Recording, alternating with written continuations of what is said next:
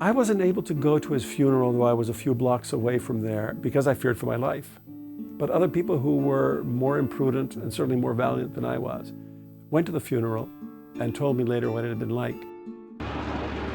This was just 10 days or 12 days after the coup, and therefore the whole country was in shock. Tortured and persecuted, and executions were happening everywhere. But a large crowd of several thousands showed up, perhaps more than several thousand.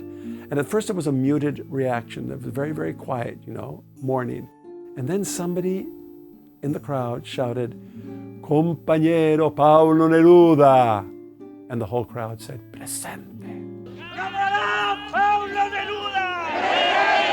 ¡Camarada Pablo Neruda! ¡Camarada Pablo Neruda!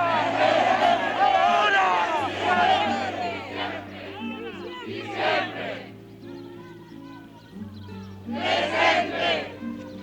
And this went on for a while, and the military, of course, couldn't attack a group of people who were celebrating the most famous poet in the Spanish language and the greatest of the Chilean poets of all time. So they took a step back, and then the crowd, we could say in Chilean, envalentonados, meaning made more courageous by this, somebody shouted, "Compañero Salvador Allende, presente."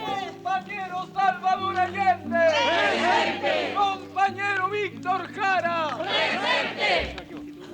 I think Neruda would have liked the fact that the Chilean resistance began that day, meaning we began to take over the public spaces that had been denied to us, that were going to be denied to us for 17 more years. Neruda, who believed in the body, in the juices of the body, in the bones, in the genitalia, in your body being there, present in history. The fact that his bones could speak like his verse could speak, that his verses were somewhat like bones themselves. The funeral is the beginning of the resistance, but it's also a great homage to somebody who believes that poetry outlives the tongue that created it. When he was creating it, he was volcanic. When he recited it, he was monotonous. When he resurrected, he was more volcanic and in history, and each one of the people who was absorbing him and responding to him.